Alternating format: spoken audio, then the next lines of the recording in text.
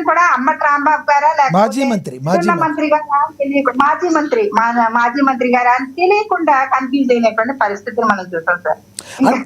అంటే ఇక్కడ ఇంకొకటి మీరు ఒకటి గమనించారా, వైసీపీ నేతలు కావచ్చు, అంబటి రాంబాబు గారు కావచ్చు, వంగ గీత గారు కావచ్చు, ఎక్కడ ఈసారి మీ పవన్ కళ్యాణ్ గారి పేరు కానీ మీ పవన్ కళ్యాణ్ గారిని కానీ ఎక్కడ ప్రస్తావించట్లేదు.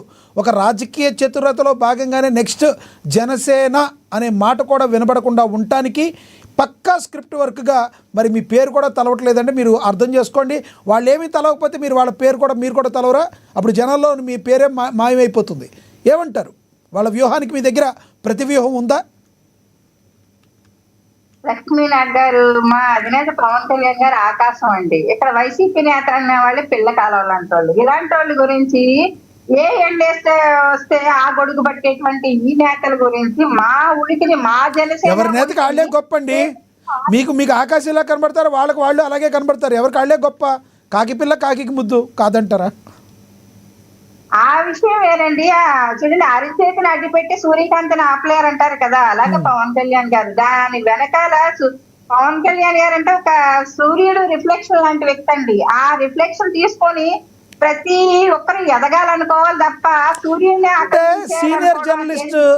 సీనియర్ జర్నలిస్ట్ అక్షర సత్యం గారు ఎప్పుడు కూడా కొన్ని చెప్తూ ఉంటారు, డిబేట్స్లో కొన్ని దగ్గర మాట్లాడుతూ ఉంటారు.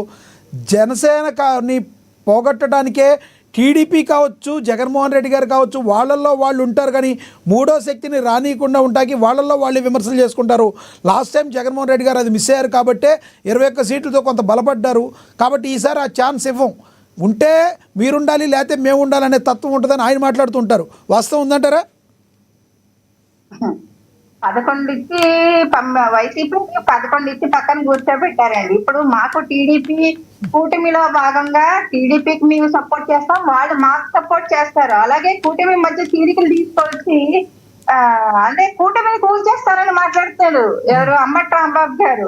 కూటమిని కూల్చేద్దాం అనుకునే కన్నా కూడా ఉన్నటువంటి ఆ 11 కూడా కూలిపోకుండా చూసుకుంటే చాలా బాగుంటదండి. వైసీపీ పార్టీ అనేది ఇంకా ఫ్యూచర్ లో అడ్రస్ లేకుండా పోతే దానికి ఏం చెప్పలేము. అంటే ఇలాంటి నోటు దురద మాటలే ప్రజల్లో ఇంకా వీళ్ళని పరిచయం చేసేస్తున్నటువంటి పరిస్థితి. అంటే మీరు కూటమిని కూల్చేస్తానని వాళ్ళు మాట్లాడుతున్నారు, వైసీపీ నాయకులు అంబటి రాంబాబు గారు మాట్లాడుతున్నారు.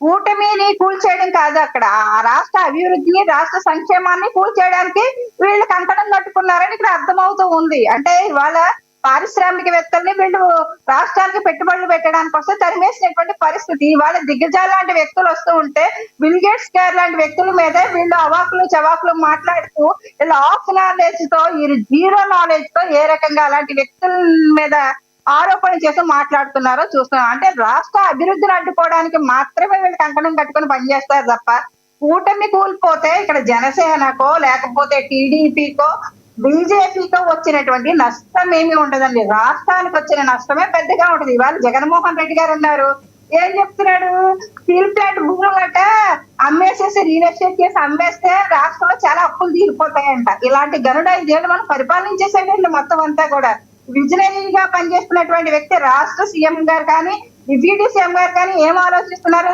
ఫర్దర్ గానీ పొద్దున ఫ్యూచర్ లో ఇవాళ ఏ యూనివర్సిటీ దగ్గర నుంచి అన్ని మన రాష్ట్రానికి. కృష్ణవేణి గారు, మీరు ఇంకోటి మర్చిపోతున్నారు. ఇందాక కిషన్ గారు చెప్పారు, రానున్న రోజుల్లో మరి అంబటి రాంబాబు గారి కూతురు కూడా మరి రాజకీయాల్లోకి వచ్చే అవకాశం ఉంది. మరి ఒక సామాజిక వర్గం ఓట్లన్నీ నేత కాపు టైగర్గా మరి చెప్పుతున్నారు.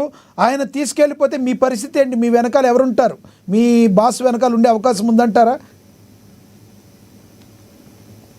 కమిడియన్ కి హీరోకి చాలా తేడా ఉంటది.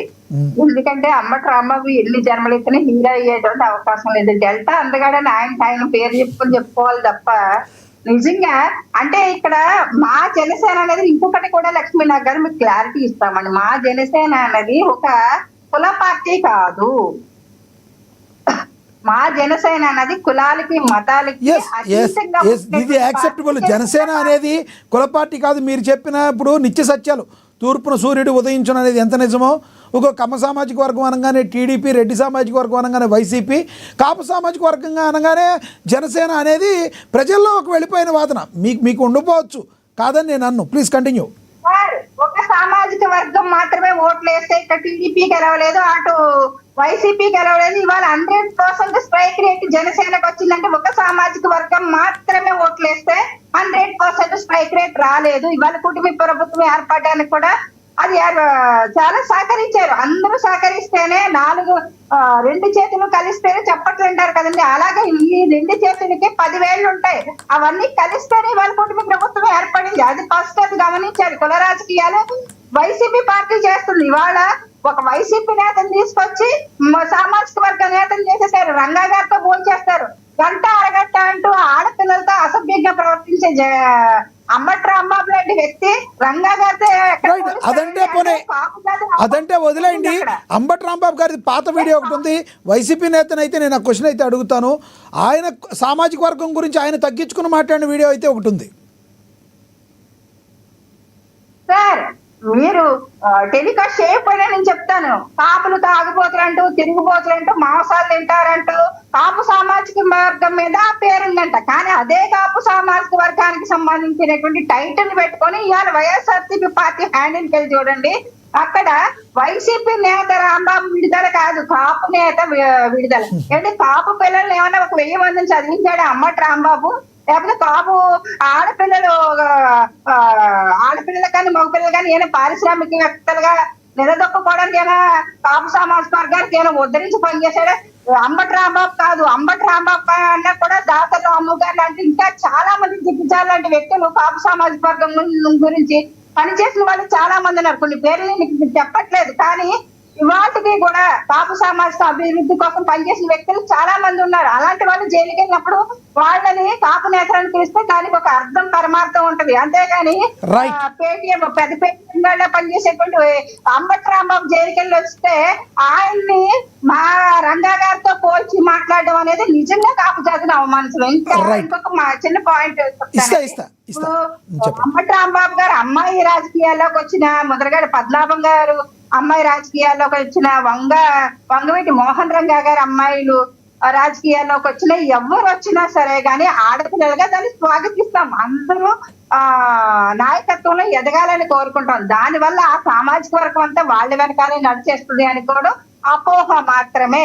ఏ లీడర్ నచ్చితే ఒకటి చెప్పండి, మీరు అవునన్నా కదన్నా 2024లో ఒక సామాజిక వర్గం మొత్తం పవన్ కళ్యాణ్ గారి వెంట నడిచింది. దానిలో కొంత చీలిక తీసుకొచ్చే ప్రయత్నం వైసీపీ చేస్తుందని బాహాటంగా కూటమి ఆరోపిస్తుంది. చీలిక వచ్చే అవకాశం ఉందంటారా?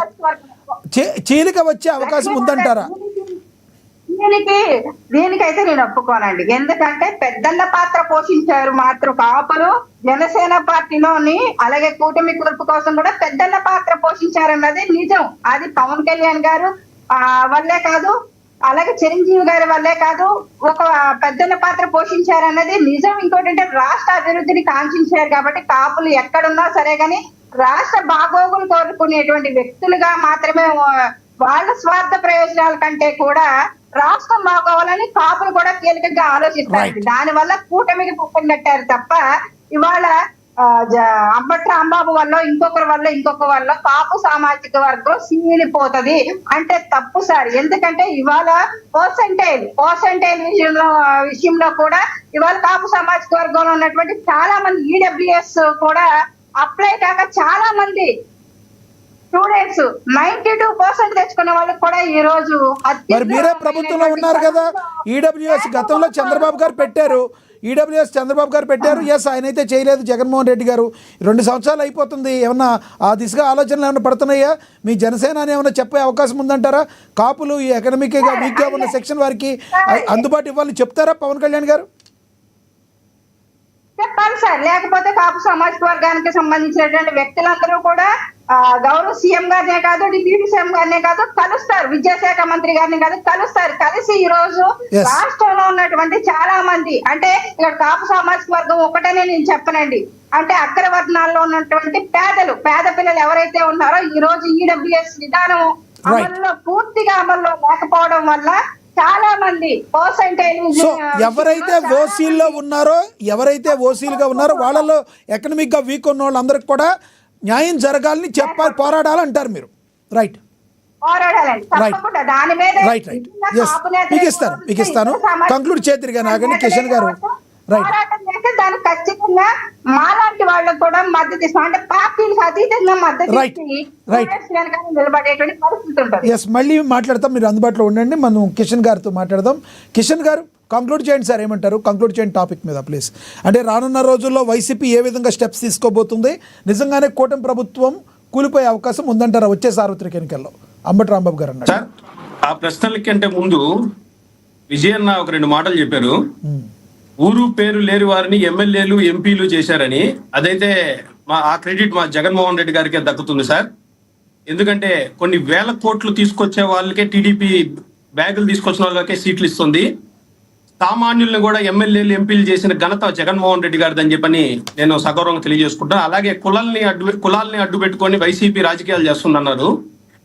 అసలు ఆ కులాన్నే అడ్డు పెట్టుకొని ఈ రోజు ముగ్గురు ఒకటయ్యి 3 పార్టీలు ఒకటయ్యి కొడితే గానీ జగన్మోహన్ రెడ్డి గారి బల్ల దిగలేదని చెప్పి అనేది మర్చిపోకుండా ఉండాలి. 40% ఓటింగు వైఎస్ఆర్ కాంగ్రెస్ పార్టీ వైపు, జగన్మోహన్ రెడ్డి గారి వైపు ఉంది అని చెప్పని మీరందరినీ మీకు తెలియజేసుకుంటున్నాను. అలాగే విజయ్ గారు చెప్పినట్టు